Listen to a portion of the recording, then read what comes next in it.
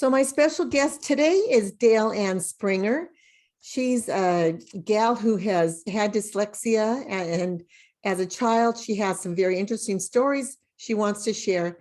And I believe her stories will inspire you to help your children and also help you as a parent. Hi, Dale Ann, welcome on to the program. Oh, thank you so much for inviting me. It's so empowering for me to be able to talk about being dyslexic, because it was something that I've always tried to hide, even as an adult. And being able to share my story from when I was a child is even kind of brings tears to my eyes. Oh. So when I first went to kindergarten, and they had all the little advanced classes and reading classes and all the little groups.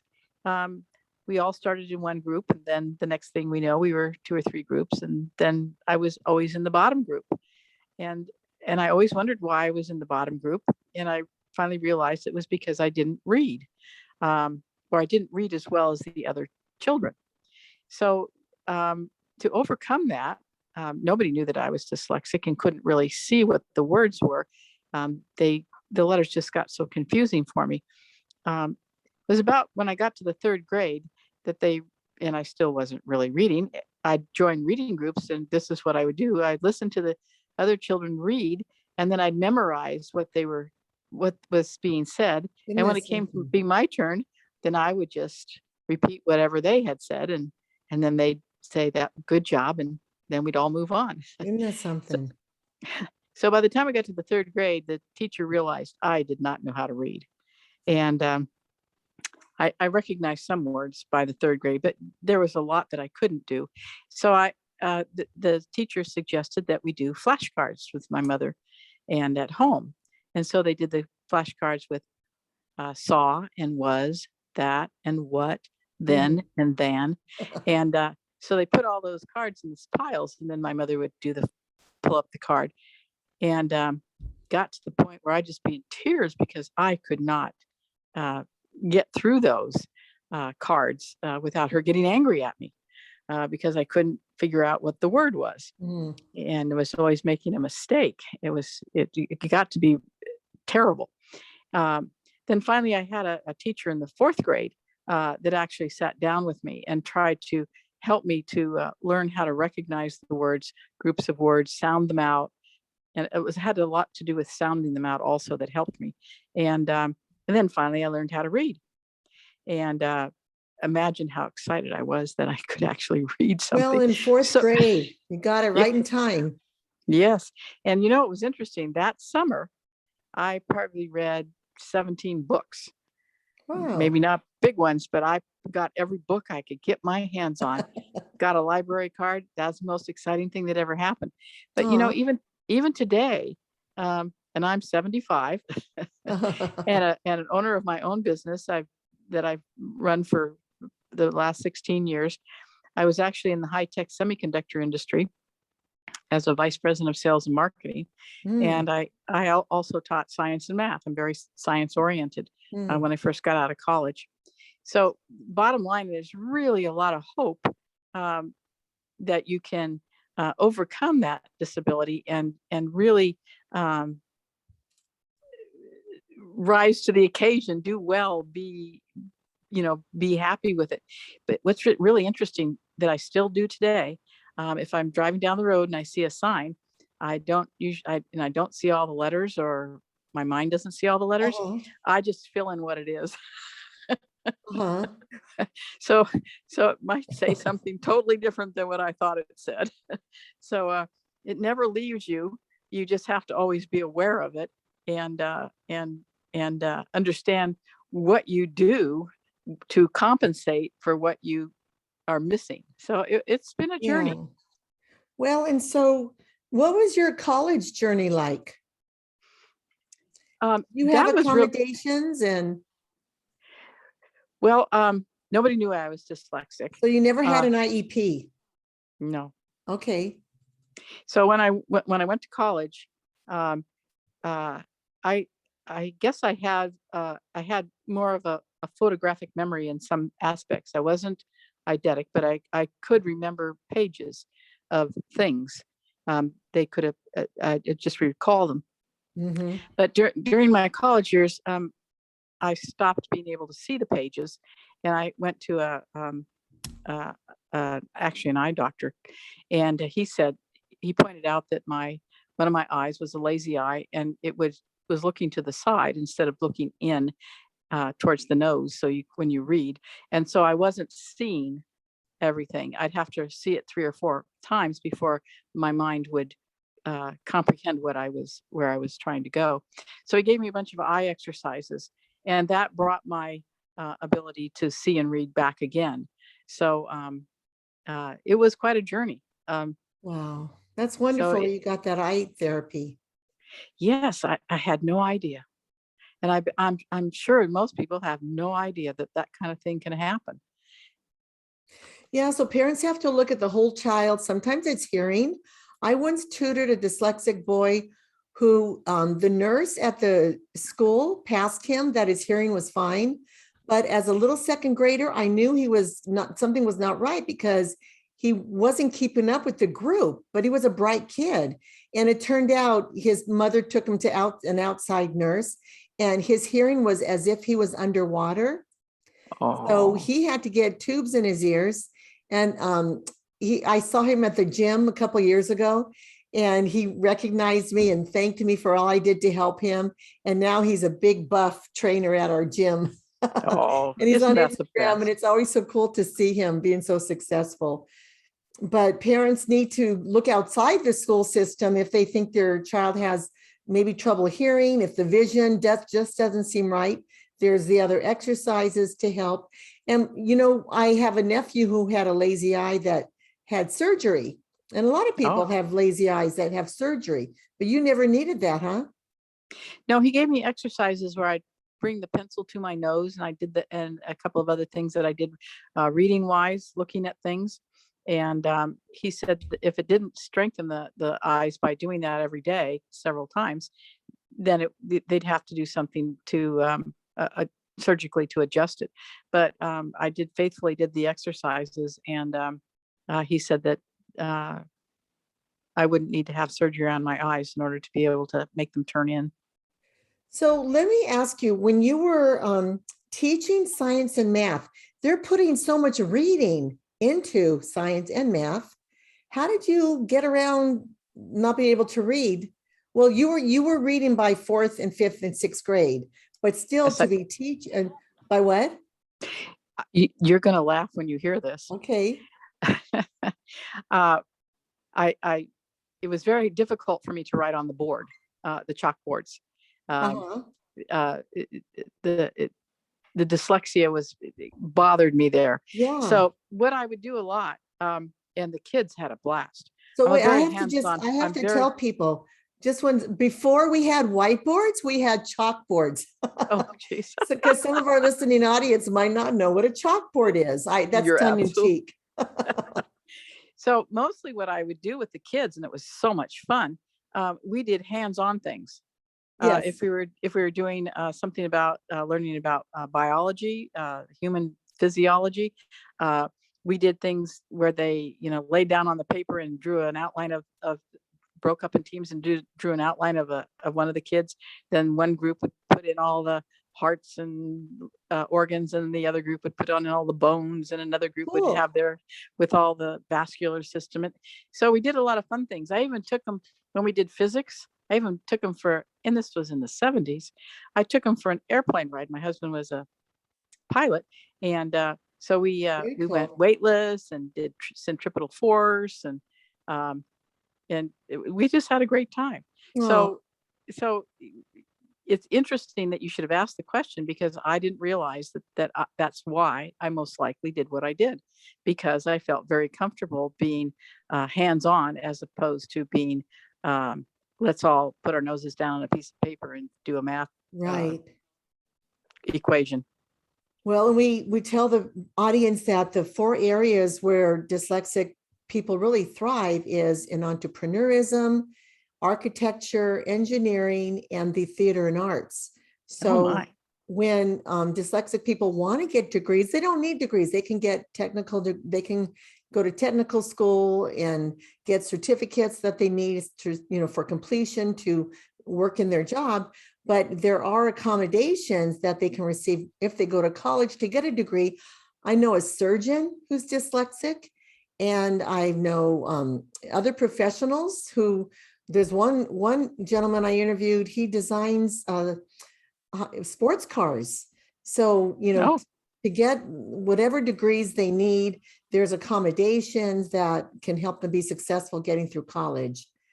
So that's we have some information. People could always email me, but let people know what you're doing right now. You have an interesting career.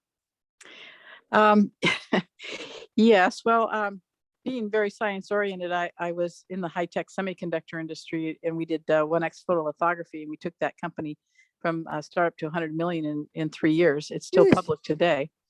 And I did another startup with wet chemical processing, and we took that company public. It was merged with another public company. So I was really in the high tech industry, really seeing a lot of science. And then I shattered my leg, and I sat in a wheelchair with my leg up for 2 years, gained 100 pounds. I thought life was over. And so I went in the science world to find something that would be, could manage the pain and make life better. I discovered frequency following response and developed a product called the Master Key. And that piece of equipment is I have a library of 900 recordings from top professionals in their field. Even Deepak Chopra did a recording for me. I have one from Marianne Williamson, Bob Proctor, Lisa Nichols.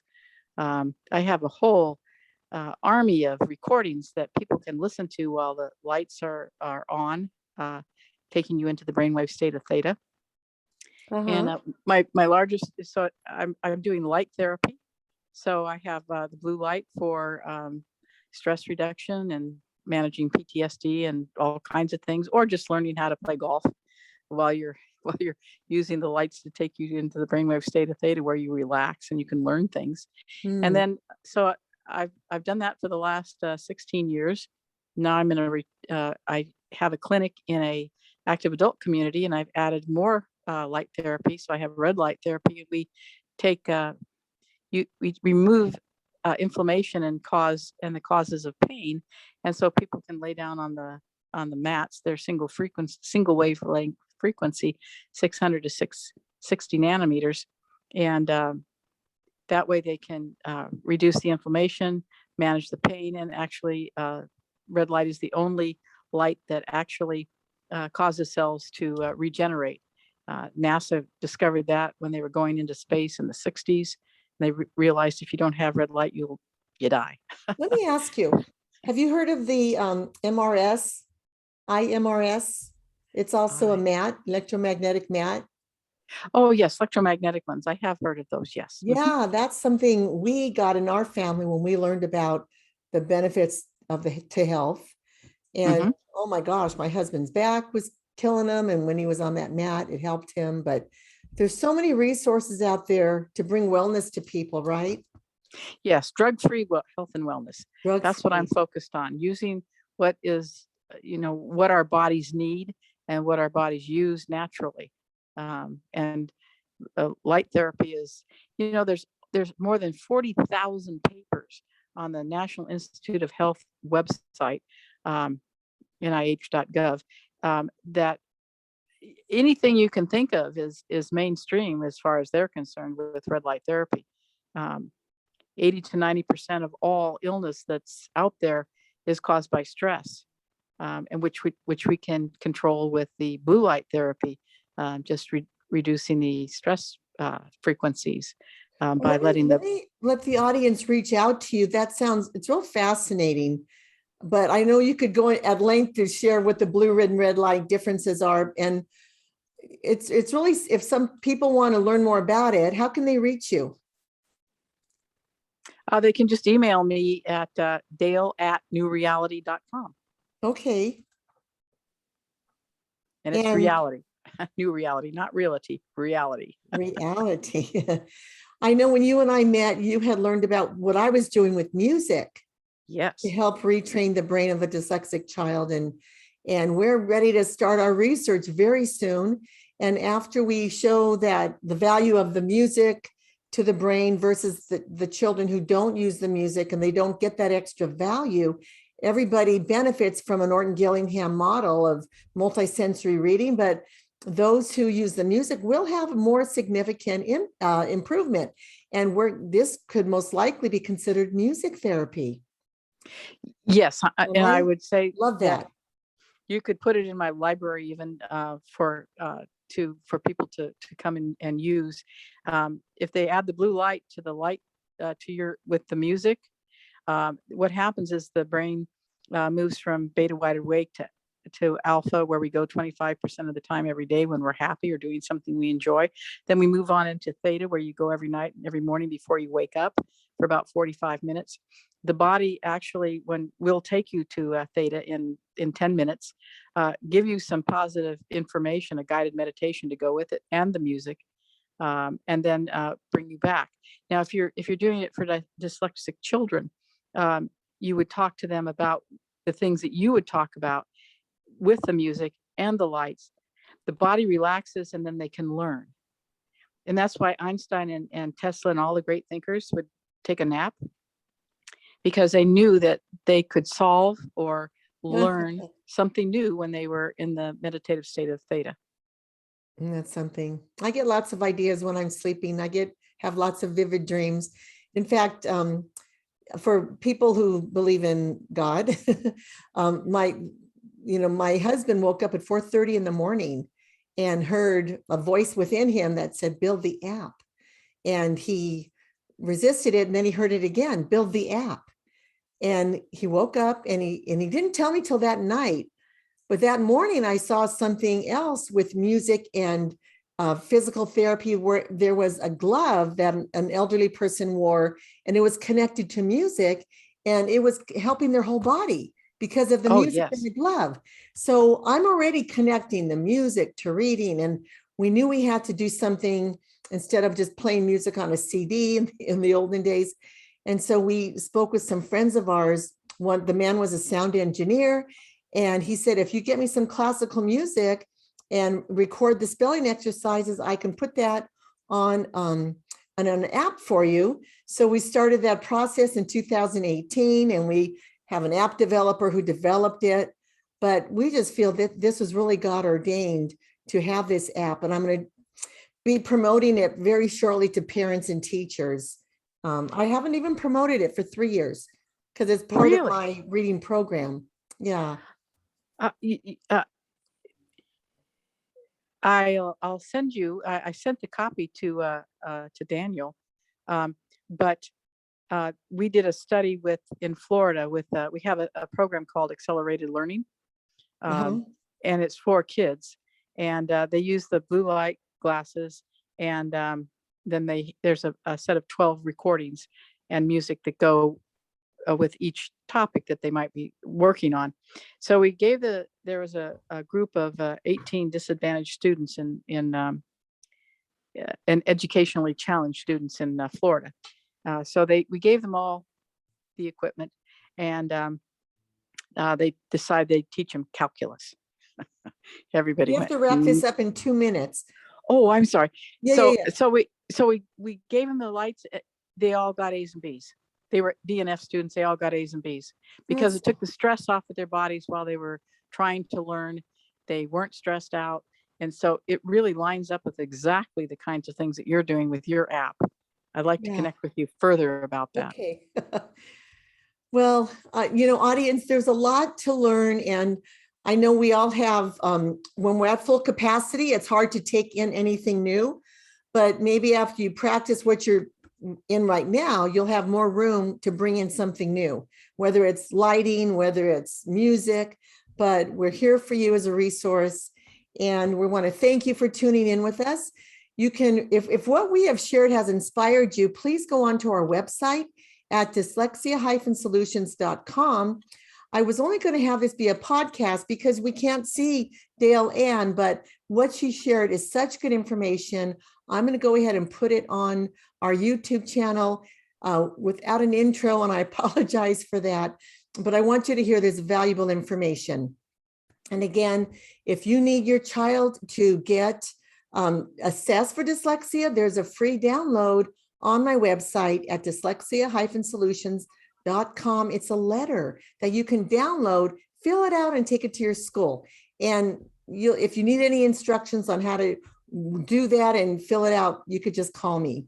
So Dale Ann, thank you so much for being with us today. Wish you the very best. Thank you very much. It was Okay. an honor to be able to be part of your world there. I just really appreciate it. Okay, thank you very much. Bye-bye.